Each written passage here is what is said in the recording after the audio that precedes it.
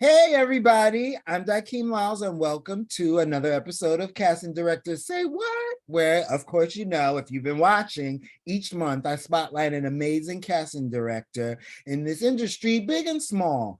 I do this because a lot of what we do as casting directors are misunderstood, and I'm hoping that this series can really shine a light on all the wonderful, hardworking casting directors out there that I know, that I don't know, and really spotlight all the hard work that they do to help bring other people's dreams to reality, because that's what we do. We're dream makers, our helpers. Today I have a very special guest that I'm very excited about to introduce, but I'm going to let her introduce herself. Tell us your name.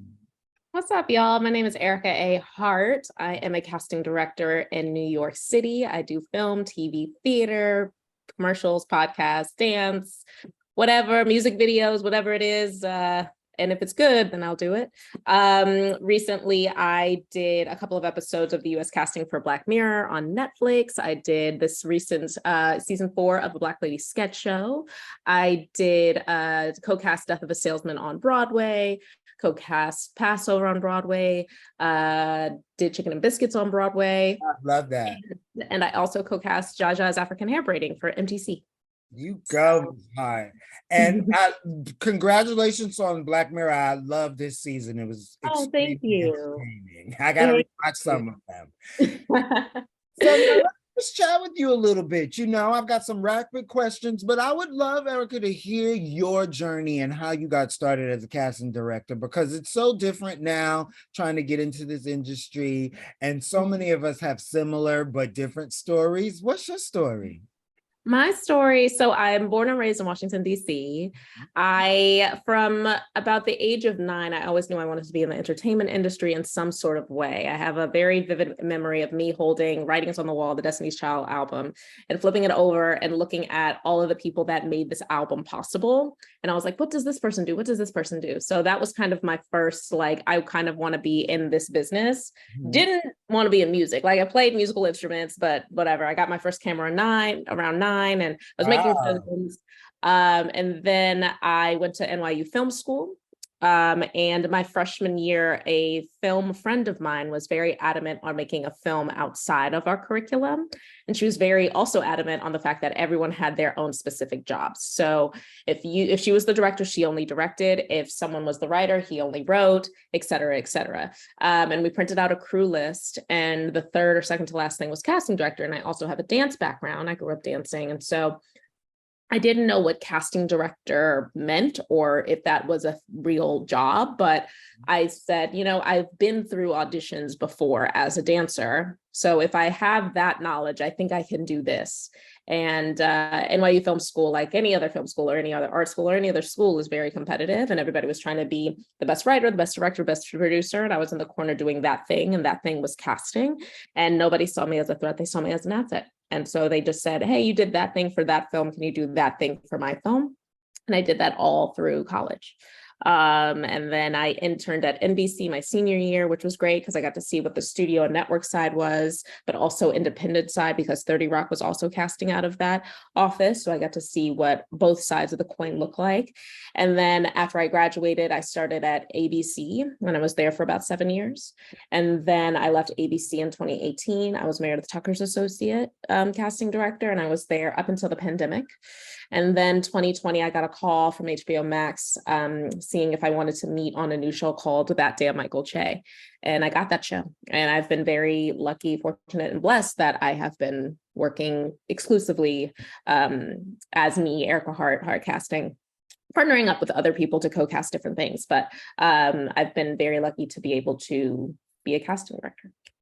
Wow, Erica, I love that story and your journey. It's so fascinating listening to everybody's sort of way they kind of fell or got into casting.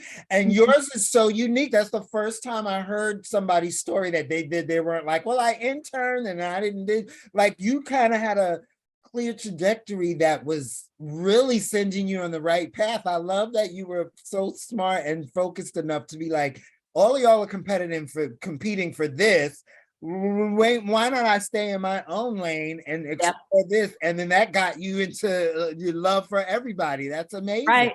Right, right. It's kind of crazy. It's kind of crazy. You can go back and zoom out and see the little nuggets along the way, the breadcrumbs along the way to grandmother's house, and you're like, oh, okay, yeah, that turn came to this and then that, and none of that. So it's kind of crazy to think about that. Now, why casting though? What made you not just do that, but stick with it? Why'd you fall in love with this side of the industry, and what's kept you sort of motivated to stay? Because there's so many things we can do. Oh, You're beautiful. If you want to be in front of the camera, you could be in oh, front of the camera absolutely like not. us. Mm-mm. No, no, no, no, no, no, no, no, no. Those, I mean, as we'll talk about this later, but the people in front of the camera, those are the superheroes. Like, literally, if you're in a superhero movie, but like, even if you're playing, a lawyer on TV, like, Mhm. no, absolutely not. God bless A all. lot of They've saved us a lot of casting directors stress, these actors, when they show up Yes, for us. 100%. But I think, at the end of the day, that's why I continue to do it, are the actors and everything that they bring, and just seeing them, get their first audition, let alone getting their first job, let alone getting their first recur, let alone getting their first series regular, let alone watching them graduate from school, seeing them in their showcase and becoming these big stars, like seeing Yaya in his Yale showcase, and now like looking at him now and having him do a workshop at Marcy's office, and then looking at him now, looking at Ariana DeBose and seeing her time after time after time, auditioning, and look at her now. Like, the little things like that little things are very important, and just seeing the trajectory and the journey. I think I got into casting, number one, because I was like, I can do this, I don't know. And like, I don't know what this is, and people just kept asking me to do things, and Uh-huh. so I was like, okay, I guess I'll just keep on doing it. And then my junior year was the kind of the clicking of the like, well, I think I can make this into a career. Mhm. And my was it my junior year or my senior year? I went to LA for a couple of weeks during their American Pavilion program. I think it was my junior year. Wow, time is just like all coming together. That's And they had a panel of casting directors, and they just talked, and just seeing them, and I got to ask them questions, and I was like, oh wow, this can be a career. yeah. And I think as I go through my casting journey, my casting trajectory, it's very, as it's a very niche part of this business for many a reason. But I think one of the biggest reason is that we get to talk to everyone. Mhm. Of course, we're not just talking to agents, managers, and actors, but we're also talking to, of course, writers and directors, but we're talking to ADs, we're talking to line producers, we're talking to costumes, we're talking to makeup, we're talking to hair. And one show I was casting, I was talking to props. You're talking to sound, if you're doing VO or ADR or looping, it's something where you're talking and you're connected to so many people, and you are making that connection. I was a very shy kid. I think a lot of people are very shocked that I am actually doing these things, be it panels or podcasts or panels or whatever it may be. Because I was a very shy kid. I didn't really like to talk. I wasn't a people person. Mhm. I like to stay at home when I can, but this industry has definitely opened me up to find my voice and to speak up more, and to just show people who I am. So it's been a fun ride. I'm excited to see what the future holds, and just excited to just continue to say yes. I think that's something that I have learned, being an 18-year-old to now as a 33-year-old, is if I didn't say yes to a lot of things, I don't think I would be here. And just, if you're curious about something and it's not uncomfortable, like if it's not like someone who makes you feel creepy or something, like, say yes. You never know what it's going to lead to. Right, and you learn so much about yourself and what you can do and can't do, and you shouldn't be scared. You got to challenge yourself, and if it doesn't work out, trust and believe you will learn something from that and be better for it coming out of it. It's funny listening to your story, because when I got into casting, I don't even think I never really thought about casting or what it was until like I got behind the scenes and started to explore it. And then that's when I was like, oh, I don't know. I think I prefer being behind the camera more than in front of the camera.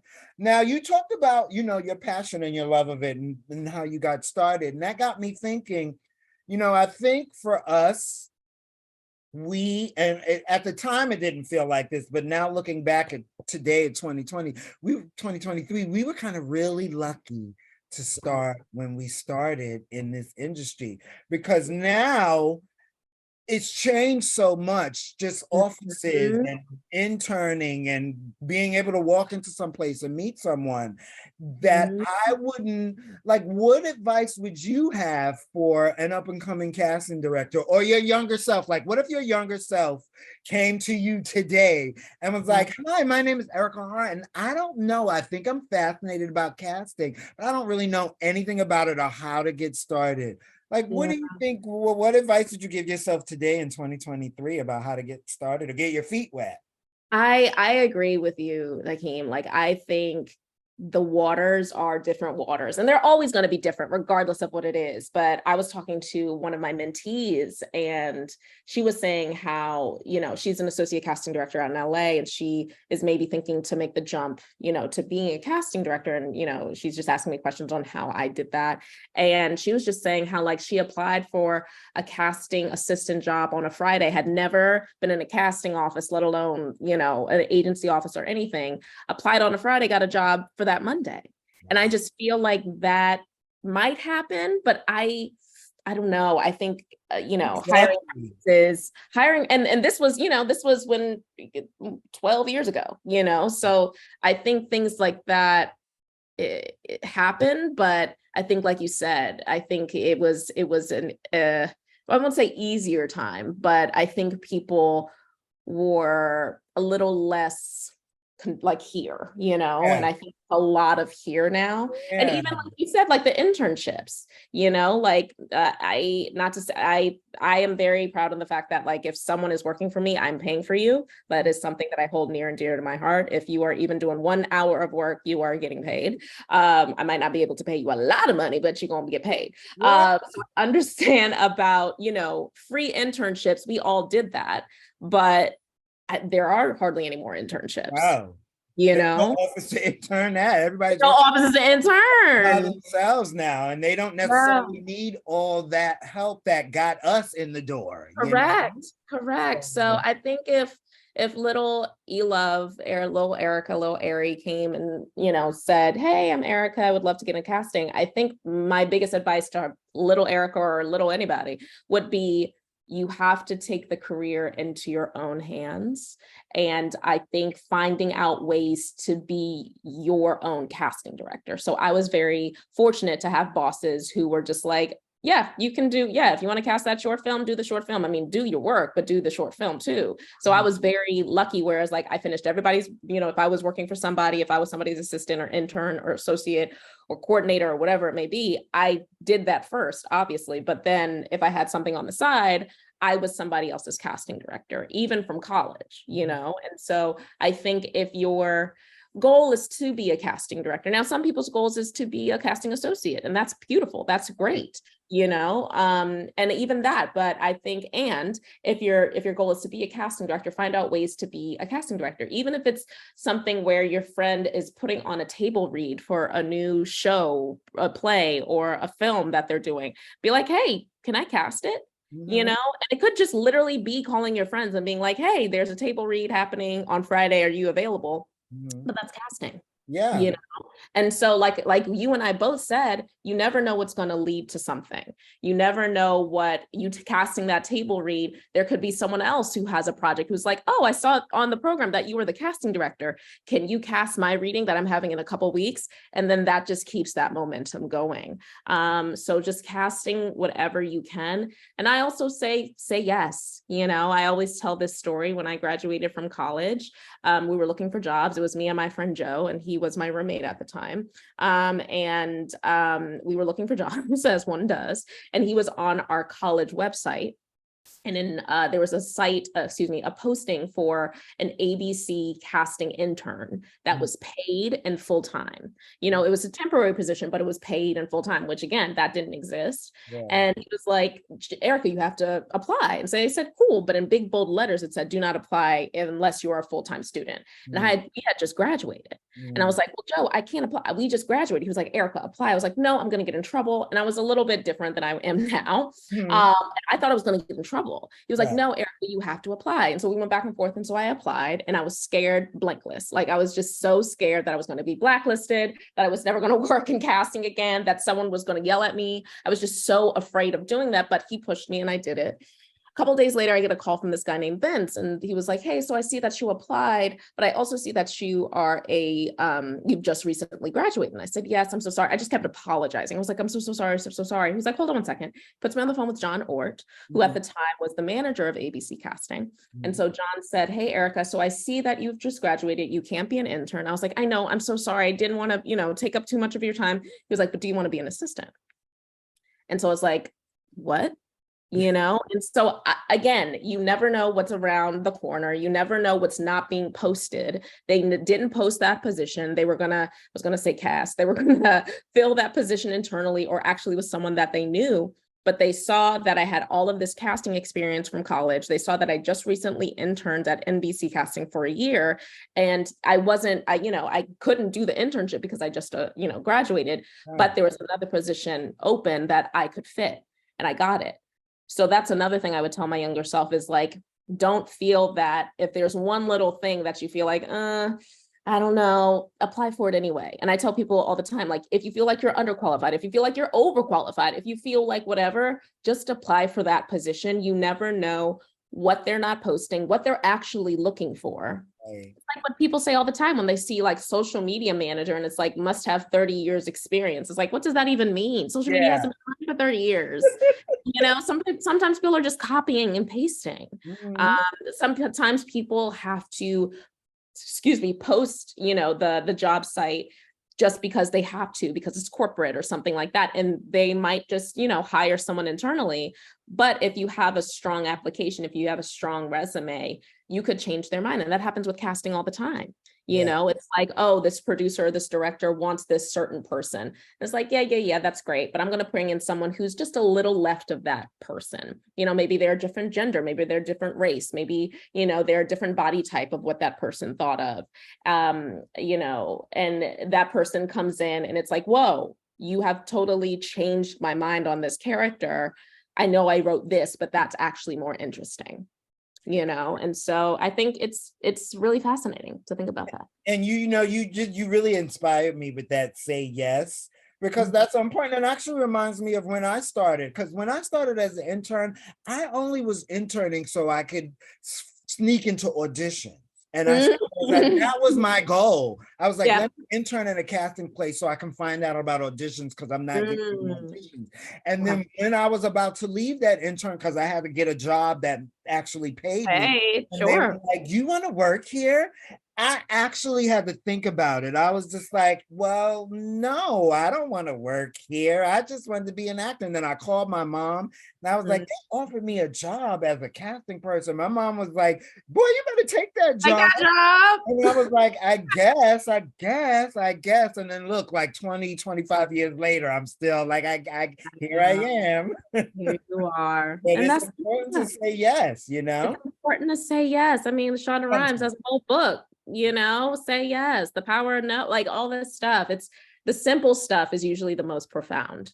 And now I like that you were talking about like the how it's changed so much, because that kind of brings me into 2019 changed this industry a lot, right? Like drastically, really, really fast. And now we're at the precipice of another dramatic change, hopefully, whenever that comes. So God bless. What is your perspective on the current state of the casting industry? And what do you think actors who are kind of getting into this now or have been doing this now, what do you think they should really try and understand about where we are today? If you have any thought of that. I think, I was talking to a friend yesterday about this, who's a fellow casting professional. And this narrative of like the casting director, the casting professional being the villain, I'm just kind of sick and tired of it. I am so sick and tired of it. I'm so exhausted. When I started in casting, that was the one thing that Liz Lewis instilled on us. She was like, you must respect the actors and the cheerleader, because without them, we don't have anything to cast. No, it's Marcy Phillips. Marcy Phillips said the same thing. She said, we are here the first day of me working. October of 2012. She sat me down and she said, we are here for the actors, period. That is it, And I always say, regardless of who that casting director is, if they are the sweetest person or if they're not the sweetest person, they want you to succeed. They want you to do the best you can because, hey, you book it, baby girl, we done with that one little role. We can move on. That's all we want to do. We just want to move on. So, I just don't know where this villainous origin story came from. And I think it's, I do know, I think, just looking at the depictions in some movies and things like that, but most of us are really nice people. I mean, the ones that I know, you included, the friends that I have and the people that I meet at mixers, they're all just nice people. And they're bad apples in the bunch all the time. I'm not saying that they're not bad casting directors. Of course there are. There are people who abuse the situation. But we really want you to do well. We want you to, the person behind that table just really wants you to kill whatever you're going to do, whatever that self-tape is, whatever that Zoom audition is, whatever that in-person callback or in-person first round audition. We really just want you to do well. Yeah, I think that's the thing that I would love actors to know is that casting director, that associate casting director, that casting assistant, that casting intern is on your side. And it's such a reflection on us for you to do well, because if you do bad, it's very easy connected to, well, who was giving them direction? The person were they not making them comfortable? Was the direction all over the place? Was it too long-winded? What? We don't want that to happen because they're not going to be thinking that actors suck. They're going to be thinking that was a bad casting. Do we want to go back to that person again?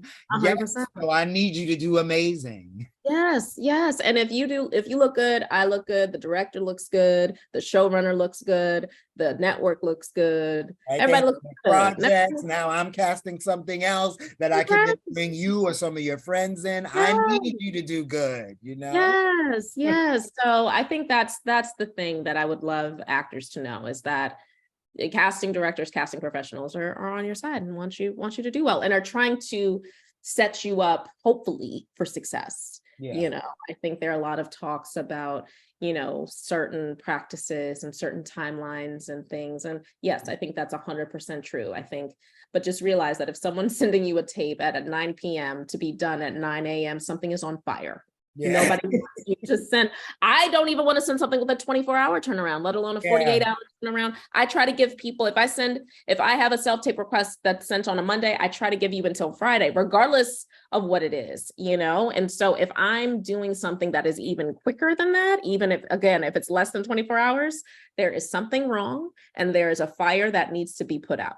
Yeah, I always try and explain to the clients too. I'm like, you got to understand, actors are people. They're not little weeble wobbles that you move around from place to place. They've got lives. They need time. You can't just drop something in their lap and expect them to, oh, sure, I'm a huge production. I was just bidding for a job and they kept pushing and I was like, they were like, when can you do it? And I was like, you have to understand that I need information to give actors time to prepare for this so that they can give you what they want. If we rush everything, they're not going to be ready, they're not going to be prepared, you're not going to like the casting and so on and so forth. No, yep. And it's the transparency, and I think that's where our power comes in, is just saying like, no, like, this commercial, okay, I'm hired on a Monday. Are you going to get selects at the end of the day? No, you're not. You're not. I need time and the actors need time, And so it's just, expectation reality and just walking them through the process, I think. Yeah. Now, what's one misunderstanding that she brought up that like we sometimes are looked at as the villain? What's a misunderstanding about just being a casting director that drives you mad sometimes that people just don't get? Yeah, I think there are a lot. I think people, when I first started, a lot of people were saying, when I was saying, oh, I want to be a casting director, they were like, oh, the 9-to-5 job of the film and TV. Oh, really? Or, oh, the desk job, or like, oh, they kind of, not to say that they thought it was easy, because like there are many 9-to-5 jobs that are not easy at all, but I think they were just like, oh, this thing, like, you know, they were just making it seem that it was something that it was not. And I don't know any casting director that starts at 9 and finishes at 5. Like, I don't think that has ever happened unless we are very, very, like, unless we have cast the episode and we're just waiting for scripts or something of that nature. But even then, we have to go see theater. You know, I'm at the theater 3-4 times a week, you know, so if I'm at the office, whatever that means anymore, at 10, you know, maybe hopefully I can wrap up but 7:30 to then make my curtain, you know, and then I'm home by 11. So yeah, I think that was a misconception. I think there's also a misconception that like we get the final say. You know, and I think there's a pro and con to that. Sometimes it's like honey bun, like that ain't me. That wasn't me. Do not look at me. But then, you know, sometimes people say if it's a good casting, the director gets the praise. If it's bad casting, it's the casting director's fault. It's like, where did that come from? No, this is a two-way street. Like, you know, we've been in many meetings where we're just like, are you sure you want to go with that person? You sure? Come on, you really want to go with that person? They're like, no, yeah. And then you get the report and it's like, this person, you know, wasn't that great, or, you know, this person, blah, blah, blah, blah, blah. And it's like, he tried to suggest, but again, something else, you know?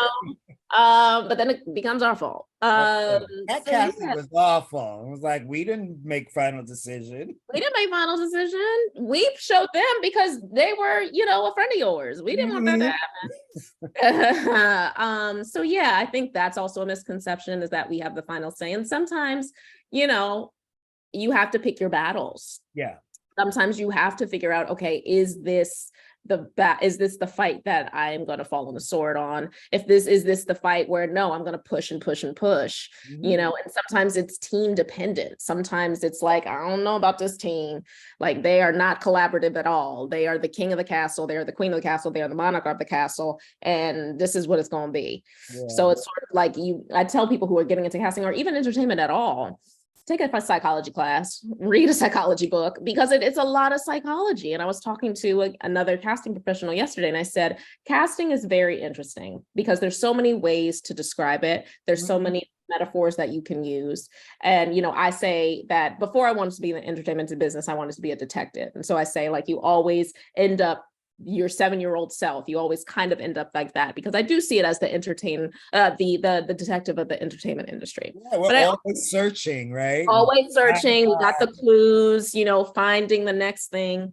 So I do see it that way. But then sometimes I see it as we are the host of the dinner party, and we have all of these guests that have different dietary restrictions. This person is a vegan, this person is a pescatarian, this person loves steak, this person's on a juice cleanse, and this person had a big lunch the morning, you know, the day before. And and you have to find one dish that everybody can eat, you know? And it's like, to get everybody on the same page and everybody happy, lightning in a bottle. That's why I tell actors all the time, for you to be cast in anything, short film, series, regular, doesn't matter.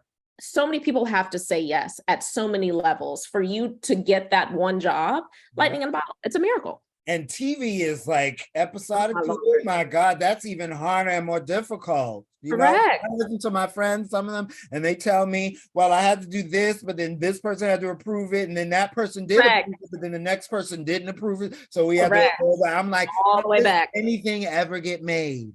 No, it's a weird cha-cha slide. You know, 3 hops 3 times, and you got to go back. Like, it's just, TV is interesting because, like you said, you have to send it off. Then the director and the showrunner has to approve it. Then you got the studio approval, and you got the network approval. And anytime on that ladder that someone does not approve, just like you said, you got to go all the way back. Yeah, and sometimes you don't have time. Right, that's the thing. Time is always sometimes our enemy, you know. For all the new actors out there that are getting started in the industry, what realistic advice would you have for them if they decide to make acting a career choice? I think always keep learning, regardless of, what school you went to, from the best to maybe, the not so known. I wouldn't even say like they're bad schools. I think, that some schools are just known more than others. And I think always keep learning, regardless of if, maybe you have a coach, maybe you don't have a coach, maybe you just have a group of people that you, workshop sides with, or maybe you just do it, by yourself. Regardless of what it is, keep learning, keep practicing. It is a muscle, it is a muscle that needs to be worked out and to be exercised. Keep reading, even if you're like, I'm a film and TV person, that's great. Read a play, read a play, see a play, especially now, go see a play.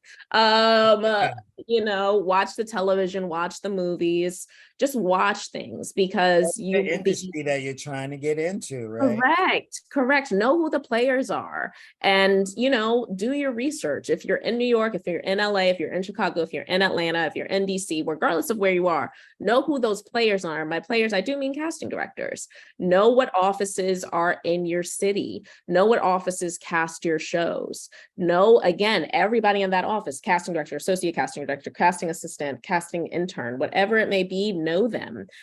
Don't be snooty and be like, oh, they're just the casting assistant. Because if you thought of that 10 years ago, if you thought of that 25 years ago, you wouldn't be looking at us, Exactly.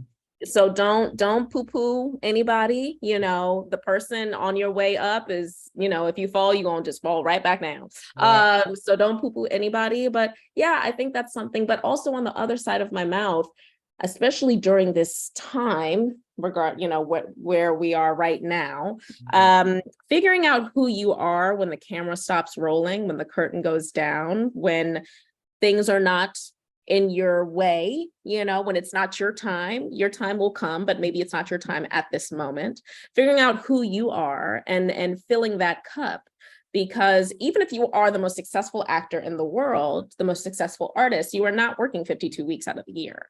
The people that you look up to in their careers, they ain't working 52 weeks out of the year. Now, it might be by choice, they might be like on their yacht, but at the same time, what makes you you? And that is very important to put in your work, but that's also important to know outside of your work. Do you love pottery? Do you love poetry? Do you love to write? Do you love to sing? Do you love to dance? Do you love to do something outside of this industry? Are you someone who loves numbers and math, who loves puzzles? Whatever that is that you love, that fills your cup outside of this, lean into that and figure out what that is, and water those flowers. Right, because that life experience is only going to benefit you and your artistry and your career, especially acting, when you have to go back now and recreate life experiences naturally and really. If you haven't gone out and experienced life, how can you then come back and create it for me so that I recognize it as something real and not something performed, 100%. 100%. Now, you talk about, getting to know casting directors and learning the industry that you're trying to get into. And that kind of brings me around to advice when it comes to networking, because again, just like starting out in a career, networking there are ways around the traditional networking that you could, again, go into a casting office and audition and meet the people in the office and casting directors. And that was sort of a form of networking. And now, because everybody's so tight and, a little like this, it's a lot harder to break in when you can only really email. Remember when you could email your headshot to offices and stuff like that? Yeah, or just show up and drop it off. Right, exactly. So what's your thought on networking? Like, you personally, do you like to be contacted? How do you like to be contacted? And what gets your attention? What's a realistic way actors should be thinking about how to make connections in this industry today? Yeah, no, I mean, you hit the nail on the head. I think it's, again, like the gate is just closing, and we're getting smaller and smaller. But and again, this is for me, people say different things. I love to be contacted because, like we said, our job is to find you, and sometimes we never know what we're going to need. We never know what we're going to need. And a lot of casting is getting very, very specific, with special skills and languages, which is a beautiful thing. That is gorgeous. We should always highlight what the world we live in. So it's amazing and exciting, that casting is moving this way. And I think it's your job as an actor, regardless if you can be in the top 4 agencies and you're like, I'm good, I'm gonna sit back, blah, blah, blah. It's like, okay, honey bun, like you can sit back, but don't be complaining, if you're, whatever. Just because I you have would an agent doesn't mean like you sit back. You got to do the work to You got help to do the them work. get you there. Yes. Yes. And so, I'm on Instagram at elove67. Reach out, but I think there's a way to reach out that makes it a little bit more personal. If you have somebody's email, if you have someone's Instagram handle, just saying, hey, Erica, I'm an actor in New York. Ooh, like that's great. I'm not saying that's wrong, but what can I do for you? Right. Hey, Erica, I'm an actor in New York. I see that you're casting this. I think I would be great because here are my materials. Look forward to hearing from you soon. Hey, Erica, if I'm not casting something, hey, Erica, I see that you cast this type of project. I do a lot of comedy. Hey, Erica, I see that you cast a lot of comedy. I think I would be great because here's my type 5. I'm a stand-up. I'm an improver. I took clowning in high school, whatever it may be. What makes you so much so that you're contacting me, and how can I help you? I don't need to necessarily know that like when you were 6 years old, you saw Heather Headley and Aida, and that turned you on to theater. I don't necessarily need that at that moment, but short, sweet, succinct, focus to the point. I think, again, I get a lot of BCCs, not knocking it, but even a hey, Erica goes a long way. Oh, yeah. Hey, Dakeem, like that goes a long way just to, again, make it a little personal. Also, do a little bit of research. Don't need to be, 15,000 hours, but like do 5 minutes of research, because sometimes on the IMDb Pro, it might say that I'm casting something, or it might say that I cast something, or that it's still in process or whatever, but that was a pilot done a long time ago, right? So I got a lot of emails being like, hey, I would love to be considered for X, Y, and Z. And it's like, that project was long gone. That project is done, So again, I would rather that than some of these other emails that I'm getting. But again, just a little bit of research just to see like, okay, what is she really casting right now? Or and don't really start with an ask either. If I didn't give you my email and open up a form of communication, the first email I get from you should not be, I'm a so-and-so actor, please consider me for work. I get a lot of emails that are just like that. And I'm just like, with just a headshot. And I'm like, well, why would I consider you from work? Well, I sent you my resume. And I'm like, but your resume only tells me what you did. It didn't tell me how good you were doing it, Right. And I also think like, I have gotten some emails as of late being like, hey, can I audition for this? And again, I'm not necessarily mad at the foundation of it, but I think there's a better way to lead into that. Again, I think it's like, hey, I see that you're casting this. I think I would be great for the role because not an ask, but more of a statement. Yeah. Because then it's sort of just like, I don't know how I'm supposed to answer this. Right. If you are genuinely not right for the role, if the role has actually changed since I posted it, so I think always leading, similar like you said, a question is always tricky. I would say lead with a statement more than a question. Yeah. Now because we're in this whole virtual self-tape world, what's one thing you think that actors should understand about self-tapes and virtual castings right now? Yeah, I think, everything has a pro and everything has a con. Everything has a rose, everything has a thorn. I think starting with the positive, self-taping has opened a lot of casting directors' eyes to a lot of actors that they wouldn't have known if we were still doing 100% in person. You have to realize that, and maybe this goes back to like what actors should know. Time is a construct.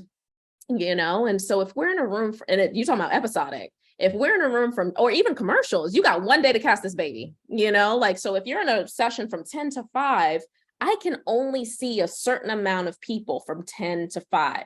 And if I'm working on episodic and that is the day where I see all the one-liners, let's say I have 4 one-liners in that episode and this is the only day I can see it, that number gets chipped away for each person I could see for each role. And So it's some different for each one too. Like commercials, I say like a good number is like 40 something to Mhm. 50, and that's Right. it. I'm not, And I've that's done it. casting where I've seen over 100 people, but Sure. the majority of it, 45 to Yes. 50. Yes. Yes. And that's one day of casting. Yeah.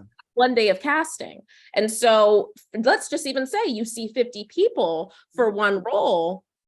There are so many other people that you had to say no to Right. because of time, Yeah. right? So what self-taping has been a beautiful moment is the fact that we have been able to give opportunity to a lot of actors that we wouldn't have maybe had the time to take a chance on because of time. Yeah. I think New York is a little different than LA is because I would say, not to be biased, but what I have heard from different actors is that a lot of New York casting directors have the thought of play. Yeah. We bring in a lot more people and we try a little bit more, but even with that, we can only try for a certain amount of time. Mhm. Whereas with self-taping, if I'm bringing in, 10 people in person for that one role, 50 people for that one role, maybe I can bring in 60. Maybe I can request 75 tapes. Yeah. And what you also have to realize with the self-taping, if I, request 75 self-tapes, 15 of those are going to be passes.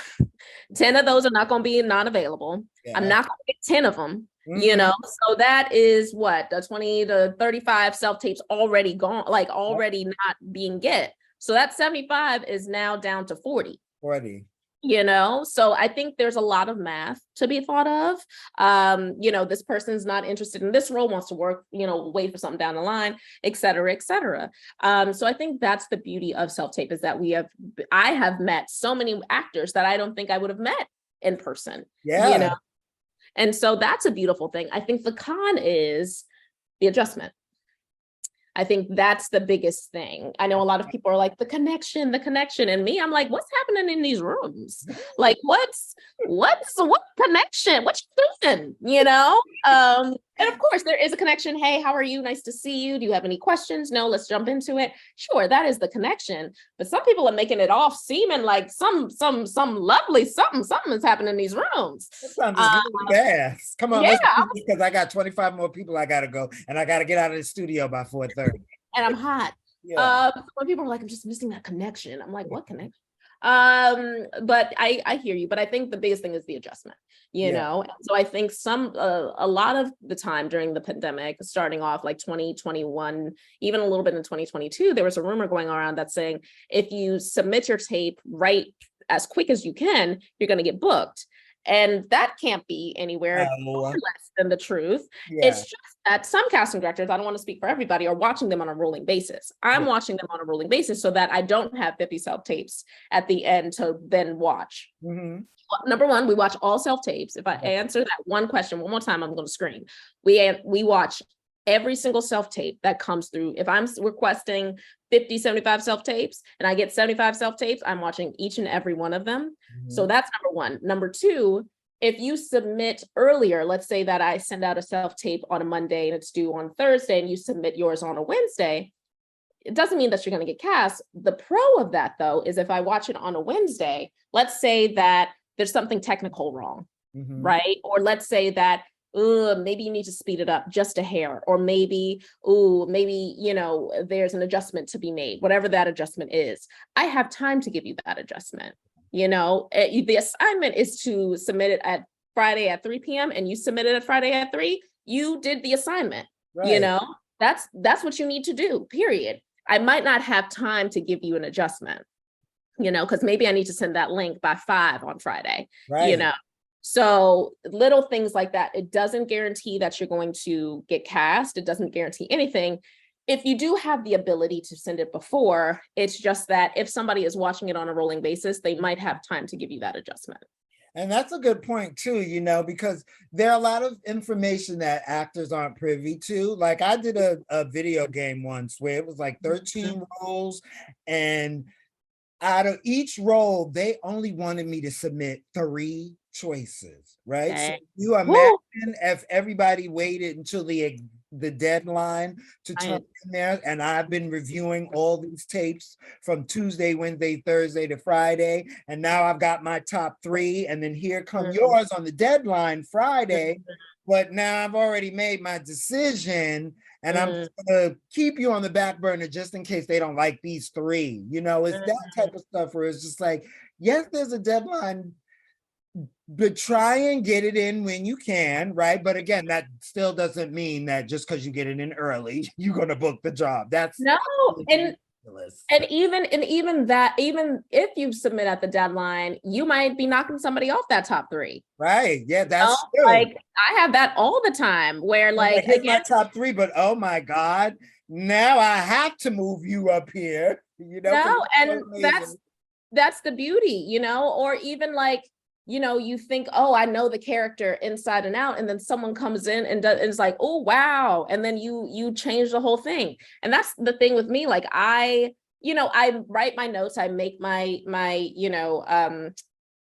people that like, maybes and all that stuff, but I don't make that final decision until that link is sent. Yeah. Because you never know what's going to come through the pipeline. Even if someone even doesn't make that deadline, it's like 3:30 and someone's like, I'm sorry, here it is. And it's like, okay. But life gone life. Like, wow, that was great.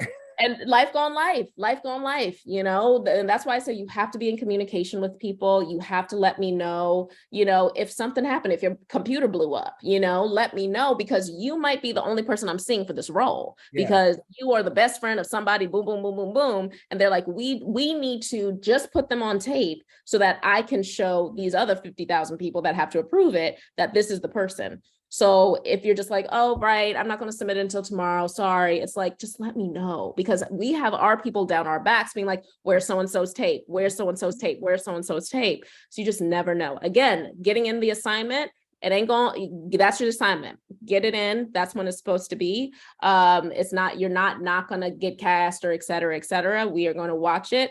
If you are, from the first tape that we watched, the last tape we watched, we're going to put that on that link and send it away. But yeah, everything's everything. Erica, how should actors understand how you sort of view headshots and the part they play in your process of getting them in the room or even getting them a self-tape request? Yeah, no, I mean, the headshot is the first line of defense. If I don't know you, watch, like seeing our, our submissions on casting networks or Breakdown or any of these other sites, that is the first line of defense. It's a little thumbnail of your face, and so I think headshots are hard, and casting directors, we all have opinions on them. I think headshots and reels, those are usually like the things that are just like, no, this is what I like, or clips or whatever it may be. For me, it's all about your personality. You got to find your personality in 1/16 of a second. And I think it's very important to realize that these headshots are expensive. They are very, very, very expensive. And you will look at your, if you have a 2-hour session, you will see the photos at the top versus the photos at the bottom. And you will see kind of like you getting more comfortable as that role goes on, and figuring out, okay, how can I do that so that each photo I'm feeling comfortable? And that's why I say, if you're going to these beautiful headshot photographers, which are great, I'm not saying that they're not, figuring out a way to at least have like a 15-minute conversation with them, not walking into the studio, not knowing who this person is, not knowing, just talking to them or emailing them or texting them, figuring out that is. But on the flip side, I think we are very lucky that we live in New York or LA or Chicago, where if you're living in a hub of artists, there are a lot of art, especially, I went to NYU. On the 8th floor was the photography department. They need their portfolios. They need practice, especially those senior students. They ready to go, getting them to shoot your headshot. They have a studio. They don't have to rent a studio, whatever that may be. And I think just if your photographer, it just elevates it a little bit more, because it shows off who you are. And that's what we're looking for. I have a friend who's a big guy. He's like 6'4", has weight on him, and his headshots are scary. Like, they are very scary. So he gets a lot of bouncers, and he gets a lot of bodyguards and just like muscle men, because he's a big guy, but his headshot is scary. But he's one of the funniest people on this planet. And he's just like, Erica, how do I, everyone sees me as a bouncer. And I'm like, because this is scary. Like, Yeah. this is a scary shot. Now, I'm not saying you have to like muck it up for the camera, but Right. at the same time, there should be some sort of neutral situation. I don't need you in the lab coat. I don't need you with the glasses if you don't wear them. I don't need you with a hat. I don't need you. That's too much. No But, hats. Please, no hats ever. no hats, but like I think just finding ways to show who you are. If you're someone who wears color, don't wear all black. Right. I often say if you can wear clothes that you already own. So like you're not like, wait, why is this bunched up? What's this button doing? You know how this shirt falls, you know how these pants fall, Yeah. you know how this dress looks on you and feels on you. So like going to Macy's the day before, trying on outfits, then getting to it, and then it's like, oh wait, I had some potato chips last night. This doesn't fit right, like little things like that. Then you're all in your head. Yeah. So yeah, headshots are important. I'd be stupid to say they're not, but I think finding shots that make you look good and make you look like who you are, Mhm. and maybe I'm speaking to a lot of female identifying people, but if you're not a glamazon, I don't need glamazon in the shot, because No if famous you hat. come in and face ain't beat, like full beat like it was, you're gonna look like a totally different person. So Exactly. natural, how you can show up to an audition, how you can show up to a self-tape. If you want to do a little something, retouch, whatever, maybe you have a pimple here, there, that's totally fine. I'm gonna see who you are. But if you are giving me full sort of Beyonce fan, all this stuff, and you ain't gonna be walking in looking like Miss Knowles Carter, you're gonna be like, who's that? Who's that? Right, because then we're in that position. I can't tell you how many times I've had to pull an actor to the side because there's a client in the room, and I see that one shot that the client is holding on to. I can't wait Right. for this person to come in, and I go Right. up the hallway, and I'm like, "Where are they? Oh, here I am." I'm like, "Oh, you're like 40 years older now." And Right. I have to pull you Correct. to the side and be like, I can't bring you in. And this is really uncomfortable to talk about, but now I'm talking about your looks in front of a whole lot of people. Like I used to hate that. That and the models, because Liz was coming to me, she's like, Sure. this is a beauty job. There are clients in there. If these models don't look like a beauty job, you gotta say something. Because some of them would just roll out of bed and show up to the audition. And I'm like, could you at least run a comb through your hair? Because we Not gotta run a see comb. Not just run a one. So. comb. So yeah, I just think, showcase who you are and always show up to that place. Look, and again, hair is different. We are Black people. I'm wearing box braids right now. I'm not talking about that. If you're someone who rocks it curly, rocks it straight, gives me a wig, I'm not necessarily talking about that per se. I think it's interesting. I think it's good to let someone know. Yeah. Box braids are you could take those out in 6 hours, but like if you are someone who has completely changed their look, if you so I have hair all the way down my back. If I were to one day just cut it all off and pixie cut, as long as you got that wig ready, that's Right. totally fine, but if you come in with a pixie cut and I'm thinking you have, 32 inches down your back, I'm going to be like, oh, wait a minute, hold on, wait a second. I brought you in partly because of your hair. Right. And they're, especially if we're a commercial and I'm doing a Pantene Pro V commercial and, they're looking for a certain look with someone, whatever. If they're looking for someone who has, curly hair or straight, whatever it may be, that I'm not talking about. But something like you're talking about, if someone had their headshots done when they're 25 and now they're 50, that's a little different, so yeah, maybe it's time for a refresh. Mhm. You want to look like the person walking in. Right. Yeah. Erica, it's been such a delight talking to you. Your insight has been so wonderful and helpful. I got one more fun question for you that I always like to ask. What was the last film, show, or TV or theater performance that you saw that you loved and enjoyed and would want to recommend to us? Wow. It's so interesting during this time because it's like I watch a lot of TV and then you talk, or like I see a lot of theater, I see a lot of things, hear a lot. I'm not a podcast person, but Jury Duty is a ride. Everybody keeps telling me about. Somebody just mentioned that to me yesterday. It is a I ride. have to watch it. A ride. Jury Duty is a ride. I recently saw Flex at Lincoln Theater, the Newsom Theater. I thought that was lovely. Not to be biased, I did some consulting on that, but I thought it was just lovely. And it's about, a basketball team Basketball team, right? in the 90s, Black women, 90s music, 90s time. I think they did really well balancing the sports and the artistry putting together. So that Really was really excited to great. see that. Yeah, it's really, really great. But yeah, jury duty, that was a ride. That was a whole ride.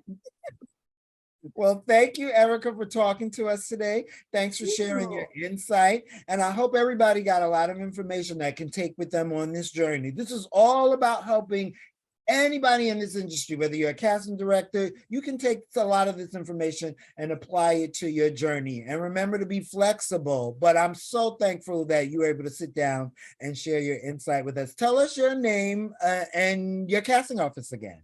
Yes, so I'm Erica A. Hart, originally from Washington, D.C., the true Washington, D.C., 202, not that 301-703 stuff.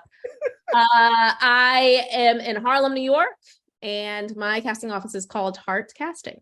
All right, awesome. Thank you so much. And everybody, we'll see you another time for Casting Directors Say What? She got it, everybody. Bye. Happy, what is it? Happy day to you. Happy day. Enjoy the day.